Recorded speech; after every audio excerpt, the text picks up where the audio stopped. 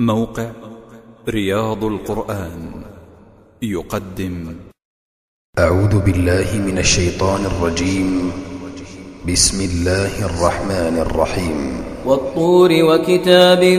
مسطور في رق منشور والبيت المعمور والسقف المرفوع والبحر المسجور إن عذاب ربك لواقع ما له من دافع يوم تمور السماء مورا وتسير الجبال سيرا فويل يومئذ للمكذبين الذين هم في خوض يلعبون يوم يدعون إلى نار جهنم دعا هذه النار التي كنتم بها تكذبون أفسحر هذا أم أنتم لا تبصرون اصلوها فاصبروا أو لا تصبروا سواء عليكم إنما تجزون ما كنتم تعملون إن المتقين في جنات ونعيم فاكهين بما آتاهم ربهم ووقاهم ربهم عذاب الجحيم كلوا واشربوا هنيئا بما كنتم تعملون متكئين على سرر مصفوفة وزوجناهم بحور عين والذين آمنوا واتبعتهم ذريتهم بإيمان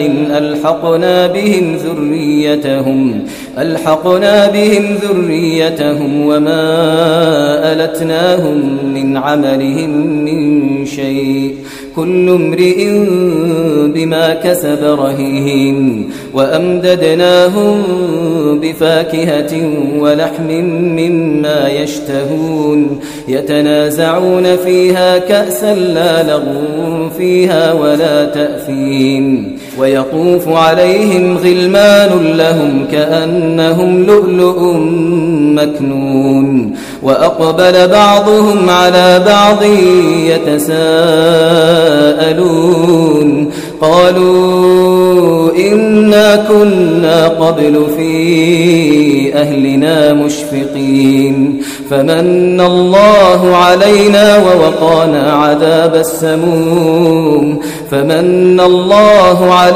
ووقانا عذاب السموم إنا كنا من قبل ندعوه إنه هو البر الرحيم فذكر فما أنت بنعمة ربك بكاهن ولا مجنون أم يقولون شاعر نتربص به ريب المنون قل تربصوا فإني معكم من المتربصين أم تأمرهم أحلامهم بهذا أم هم قوم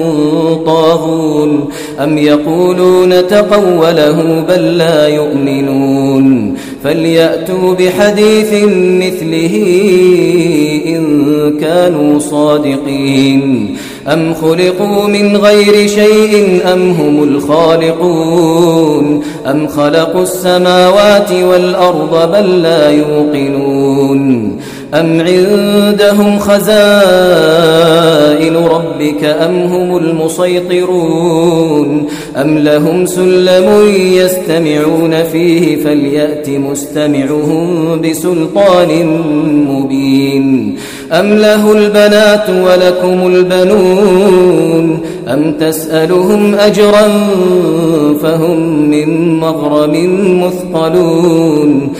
تسألهم أجرا فهم من مغرم مثقلون أم عندهم الغيب فهم يكتبون أم يريدون كيدا فالذين كفروا هم المكيدون أم لهم إله غير الله سبحان الله عما يشركون وإن يروا كسفا من السماء ساقطا يقولوا سحاب مركوم فذرهم حتى يلاقوا يومهم الذي فيه يصعقون يوم لا يغني عنهم كيدهم شيئا ولا هم